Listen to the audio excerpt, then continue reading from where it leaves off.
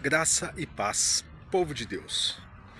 Mais uma vez estou caminhando aqui e refletindo, e hoje eu queria falar com você que ainda está na instituição, né? Na instituição cinza, que a gente prefere evitar falar o nome, porque sofre muita represália. Mas eu queria falar hoje porque essa instituição ela inibe tanto as pessoas a questionarem a sua pregação, com o pseudo você não pode questionar o Espírito Santo. Mas a palavra de Deus, ela é clara. Se você estiver pregando o Evangelho, você não precisa temer a nada. Agora, usar o Espírito Santo para impedir questionamentos, isso é algo muito grave. E ainda trabalha-se com a ideia que você não pode blasfemar contra o Espírito Santo. E hoje eu vou explicar um pouco o que significa a blasfêmia contra o Espírito Santo. Nós não podemos blasfemar realmente contra o Espírito Santo, é bíblico. Isso é inquestionável. Mas em que situação que nós não devemos questionar? Quando você vê uma pessoa que ele era uma pessoa que ele levava uma vida pecaminosa, uma vida criminosa, uma vida de pecado extremo. Sabe aquele tipo de pessoa que todo mundo olha e fala, pô, aquele cara, não é possível que esse cara se transformou. Não, eu acho que esse cara tá mentindo. Não, eu acho que não tem como esse cara ser crente, não tem como esse cara ser cristão, não tem como esse cara mudar. E aí a gente vai lá para a conversão do apóstolo Paulo. O apóstolo Paulo era uma pessoa que ele matava cristãos e ele se converteu. Então o questionamento quanto ao Espírito Santo é isso. Nós não devemos duvidar que uma pessoa que levava uma vida pecaminosa possa se converter. Porque o Espírito Santo ele entra, ele transforma o coração da pessoa, a pessoa passa a crer em Cristo, através da crença em Cristo, o Espírito Santo vem, transforma, aquele homem que bebia já não quer mais beber, vai trabalhando aos poucos, evidente, não existe um milagre, existe a conversão sim, que é da noite para o dia, mas aos poucos Deus é que vai trabalhando junto com o Espírito Santo no nosso coração e vai nos livrando dos vícios. Essa é a blasfêmia contra o Espírito Santo. Nós não devemos duvidar que o Espírito Santo é capaz de mudar qualquer ser humano nessa terra. Agora, questionar pregações humanas, isso não tem problema nenhum. Mesmo porque se você estiver pregando as Escrituras, você não tem problema você ser questionado, porque você tem base para você defender o que você está falando. Agora, quando você não quer ser questionado e ainda fala para as pessoas que estão ouvindo a sua pregação que você, ai de você se questionar, você vai perder a vida eterna. Primeiro que a vida eterna não se perde. Jesus Cristo não morreu em vão. Jesus Cristo não morreu para hoje você está salvo, amanhã você está condenado. Hoje você está salvo, amanhã você está condenado. Isso é uma tortura. E não é assim que o Evangelho de Cristo trabalha em nosso coração. Agora, qual é o medo que tem em ser questionado? Qual é o medo de qual que é a questão que não quer calar? Por que não querem falar sobre a Bíblia? Porque quando existe esse problema que eles trabalham muito com os tópicos. Os tópicos nada mais é do que uma religião própria, um controle sobre a massa. Porque aquela pessoa que ele conhecereis a verdade e a verdade vos libertará. Quando você vê um pregador bíblico que ele te questiona através das escrituras, irmãos, não tem problema nenhum. Não tem problema nenhum. Base bíblica não precisa de domínio sobre o povo. Agora, essa ideia que tem de controle sobre a massa, entendeu? É a mesma coisa da exclusividade. Você não pode visitar a igreja do outro irmão. Irmãos, se o irmão está em uma igreja bíblica que confessa a Cristo publicamente, que já professou a fé, você sabe que naquela igreja, tem tantas igrejas bíblicas aí, o que há de mal você visitar uma outra igreja? Mas qual é o medo? O medo da pessoa ouvir o evangelho na outra igreja e não voltar mais aqui? É esse o medo? Quer dizer, você não está preocupado da pessoa alcançar o evangelho, você está preocupado do número da sua igreja? Isso acontece muito no batismo, a preocupação dos números do batismo. Todo ano batiza não sei quantos mil e continua os mesmos mil. Quer dizer, é uma rotatividade incrível, entra e sai, entra e sai, entra e sai. E sempre a preocupação Sempre a preocupação dos números. Sempre a preocupação de defender a placa, defender a instituição. Eu estava dando uma olhada nos tópicos deles novos, dessa nova outra hipocrisia. Outra hipocrisia. O problema dessa denominação é a hipocrisia. Ah, nós não temos dízimo, nós temos coleta. Dízimo. Mesmo nome, não tem nenhuma instituição que vai se manter sem dinheiro. A terra precisa de dinheiro. Não há como se manter, mas é coleta, é dízimo com outro nome, né? A velha hipocrisia. Aí chega a semana da Santa Assembleia, que aí vai descer os conselhos lá do céu, né? Para abrir a mente dos homens sábios. Aí a semana da Assembleia é qual? Semana da Páscoa. Não comemoramos a Páscoa, aí vem a hipocrisia. Na semana da Páscoa, a Assembleia. Sempre a hipocrisia. Aí sai os santos iluminados, né? A palavrinha lá, vamos evitar de falar. Santos ensinamentos. Aí o santo ensinamento vem lá, muito bonito no documento. Ah, Efésios 2:8. Sois salvos pela graça. Nossa, que bonito. Entendeu? Entendeu? Chega na hora do culto, continua a mesma coisa.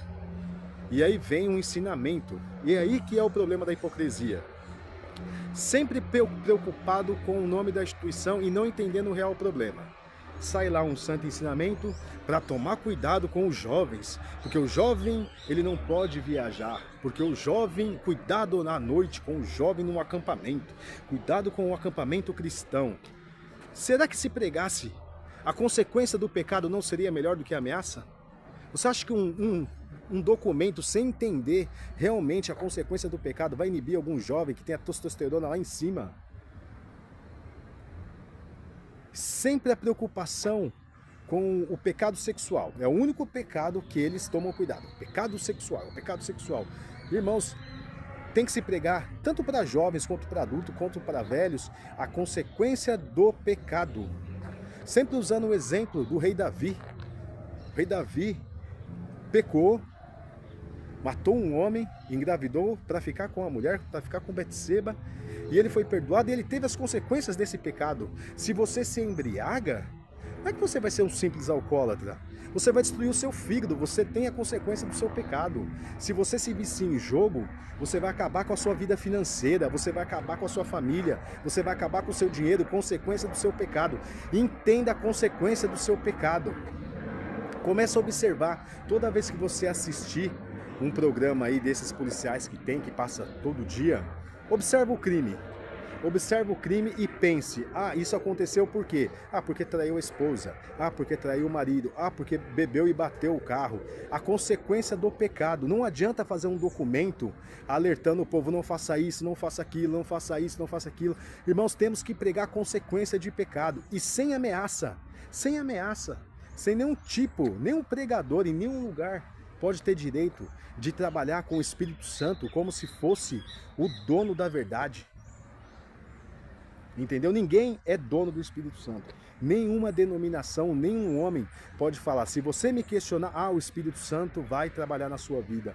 O Espírito Santo vai te cobrar, você vai perder. Porque na Bíblia está escrito que você questionar o Espírito Santo, olhe para frente, não questione. Quer dizer, irmãos, quem está no Evangelho de Cristo, não tem problema nenhum você ser questionado. Desde quando você tem uma base bíblica para você justificar. Por exemplo, não se deve usar barba. Por quê? Porque a gente não quer que use a barba. Mas por quê? Aí você vai lá, você tem vários versículos. Eu tenho um vídeo aqui falando sobre o uso de barba, entendeu? Agora, lógico, quando você tem amparo bíblico, quando você, por exemplo, o divórcio. O apóstolo Paulo deixa bem claro que não é bom se divorciar.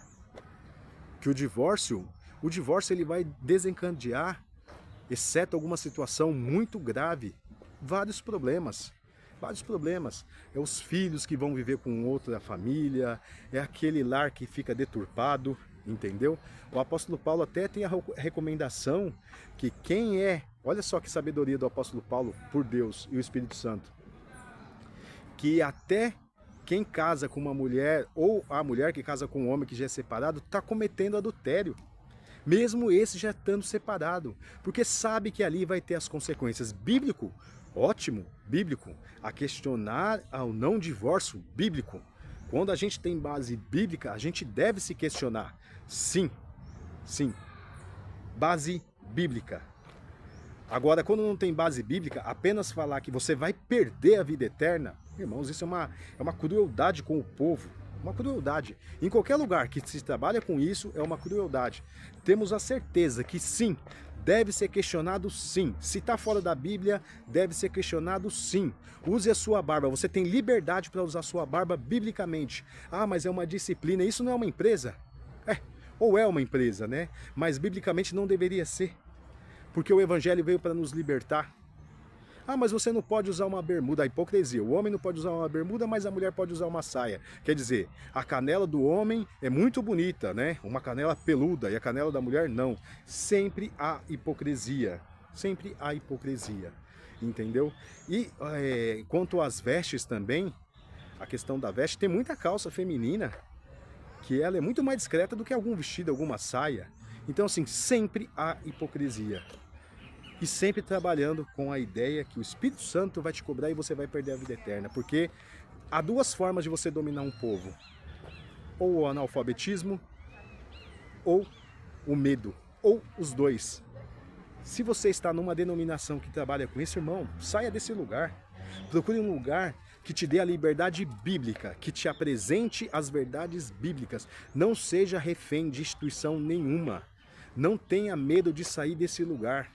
Esse lugar não habita mais Deus. Se esse lugar age dessa forma, com esse exclusivismo, aqui é o caminho da verdade. Se você me questionar, você vai perder a vida eterna. Você tem que estar aqui. Irmãos, para a gente ter uma ideia, até o ano de 1600, 1500 e pouco, antes da Reforma Protestante, só existia a Igreja Católica. Todos nós éramos católicos. E ali buscava-se sim o Evangelho. Aí veio os reformadores, os grandes reformadores vieram, e aí sim rompeu-se com a Igreja Católica por divergências teológicas, né? Mas, irmãos, a Reforma tem 1500 e pouco, tem 400 e poucos anos, 500 e poucos anos, não sei precisar a data agora que eu não estou com a informação aqui, então eu prefiro não dar o número incorreto, tá? Mas mais ou menos ali uns 500 anos, mais ou menos, a Reforma Protestante, quer dizer que antes disso, antes da Reforma, quanto mais uma denominação que tem pouco mais de 100 anos, querer se apoderar da verdade, querer se apoderar do Espírito Santo, irmãos, e oprimindo pessoas, e é algo tão terrível, que quando eu alcancei, por misericórdia, o Evangelho me alcançou na verdade, que eu me converti, eu ainda voltei para essa denominação, fiquei mais uns anos lá, já entendia que aquele lugar não era mais para mim estar ali, mas eu tinha um medo de, eu nunca mais, se eu sair de novo, eu nunca mais vou poder tocar de novo, porque achava que aquele lugar era a verdade. E irmãos, quando eu procurei uma igreja bíblica, eu fiquei ainda mais 2 anos para ter coragem de ir na igreja bíblica. Eu fiquei 2 anos para pisar dentro de outra igreja, porque o mal das pessoas é um mal tão grande que quando você está numa seita, que você enxerga a verdade e depois você fica assim, não, mas eu não quero mais ir para igreja nenhuma. Porque você, lá no seu íntimo, você acha que essa denominação ainda é a verdade. Procure uma igreja bíblica, irmãos, você vai ver que maravilha que é. No começo, você pode estranhar um pouco, porque a gente tem aquele segmento, sabe? Aquele ritual daquela igreja. E são coisas assim que vai mudando com o tempo. Você começa a entender que aquilo é tudo aqui, ó, da nossa cabeça. Então, irmão, seja feliz no Evangelho, e é por isso que há esse controle. Igreja que é bíblica não tem medo de ser questionado o Evangelho. Pode filmar à vontade, pode mostrar para teólogo, pode mostrar para quem foi. Se você tem base bíblica, entendeu? Se você tem uma base bíblica, por exemplo, eu falei aqui da questão da barba, pode mostrar para o teólogo o que for. Quem estiver com as escrituras em mãos vai entender que não tem problema nenhum, como tantas outras coisas, tá certo? Espero ter ajudado. Hoje um vídeo mais assim de reflexão, que eu acho que ninguém deve se apoderar do Espírito Santo, nem uma igreja, nem um homem, ninguém. Quanto mais falar para as pessoas que não deve se questionar. Deve se questionar sim a pregação. Agora não se deve questionar de hipótese nenhuma. Eu não acredito que aquele homem se converteu. Para mim é mentira, não, irmãos. Não. Dessa forma não vamos fazer, de forma nenhuma. Jamais vamos duvidar da conversão de qualquer pessoa. Por pior assassino, por pior pessoa que foi, por pior viciado, por pior a pior pessoa que existiu aí que você conhece, se ele se converteu, irmãos, não questione. O Espírito Santo é aquele que trabalha em qualquer pessoa. Tá certo? Graça e paz, ótimo dia para vocês. Curtem aí o meu vídeo, se inscrevam no canal, dê opiniões e até uma próxima, se Deus assim nos permitir.